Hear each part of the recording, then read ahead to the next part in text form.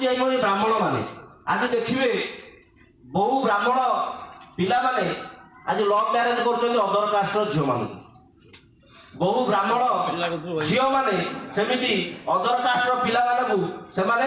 love marriage कर भी यही समाज ग्रहण करुच्ची एवं मु केतक जगह देखिली शासन मार्ग से बेदी बसिक बाहागर कले तेणु यही जो अधपतन कहीं घटुची आज जदि यही अधपतन घटे आज 50 वर्ष पर सपोज उदाहरण आम गोटे नवा गोटे ब्राह्मण पिला आज्ञा गोटे छोट जातिर कन्या को ग्रहण कला गौड़ बा गोटे जेकोसी गोटे कन्या को ग्रहण कला सी आज्ञा ता बापघर जदि गौड़ होता है सी तार जो छुआटी आज्ञा जन्म हम